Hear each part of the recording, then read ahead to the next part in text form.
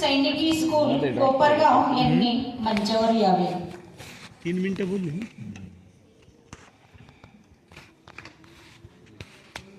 ना मंदिर का फर्क ना मस्जिद का भेद, ना मंदिर का फर्क ना मस्जिद का भेद, साईं ने सबको सिखाया इंसानियत का भेद.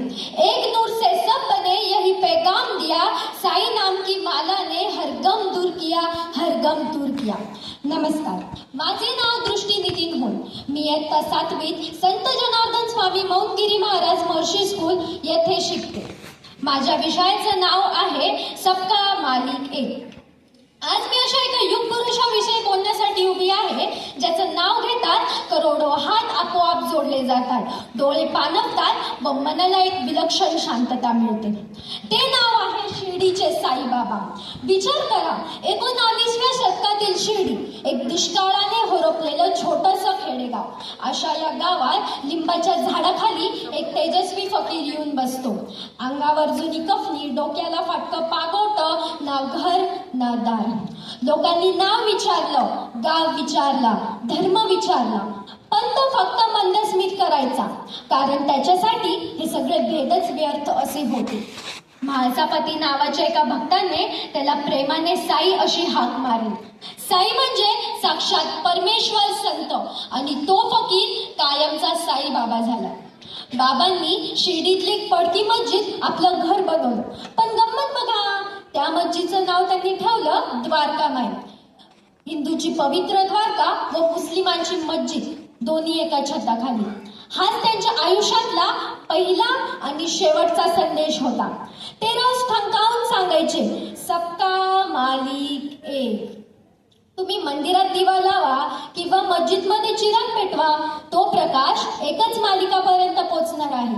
आपण भांडतो ते फक्त नावासाठी, रूपासाठी, पण बाबांनी नाव रूपाच्या पलीकडे सत्य जगाला दाखवले आहे. साईबाबांनी कधी ग्रंथ लिहिले नाही, कधी वेद पुराणावर प्रवचन दिले नाहीत. त्यांची शिकवण होती अगदी साधी. रोजच्या जगण्यातले ते फक्त 2 शब्दांवर जोर द्यायचे, श्रद्धा आणि सबुरी.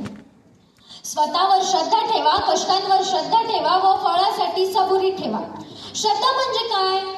तर संकटाच्या काळ रात्रीतही मनातला विश्वासाचा दिवा विझून न देणे. बाबा आहेत ना, ते सांभाळून घेतील ही भावना. तर सबुरी म्हणजे काय?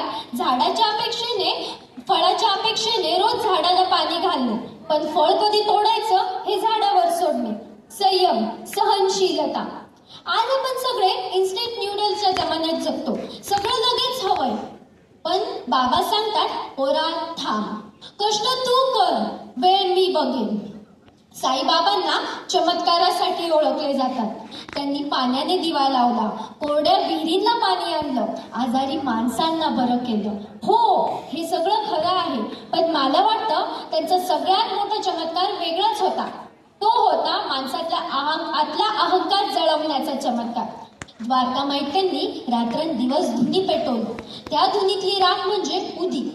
ती उदी ते तिथे येणाऱ्या सर्व भक्तांना प्रसाद म्हणून द्यायचे. उदी हातात घेताना भक्तांना लक्षात होईल, आज तू राजा आहेस, उद्या या उदीसारखा राख होशील. मग गर्व कशाचा, द्वेष कशाचा? अहंकाराची राख जळून शुद्ध झालेले मन हाच खरा चमत्कार. बाबा कधी राजासारखे राहिले नाहीत, तर ते 5 घराची भिक्षा मागायचे. फकीर की झोली भर दो माई असं म्हणत 5 घरी फिरायचे. जे भेटन ते आधी भुकेल्या कुत्र्याला, मांजरीला व गरिबांना द्यायचे आणि उरलेलं स्वतः घ्यायचे. त्यांनी शिकवले, सेवेतच खरा परमेश्वर आहे. तुमच्या घरी आलेला भुकेला माणूस तोच साई आहे. तुम्ही जर त्याची पूजा केली तर तुम्ही माझीच सेवा करताय. 15 ऑक्टोबर 1918. आपल्या भक्तांना मी अजूनही इथेच आहे, समाधीतून तुम्हाला सांभाळून घेतो असं वचन देऊन बाबांनी आपला देह ठेवला. पण ते गेले का? नाही.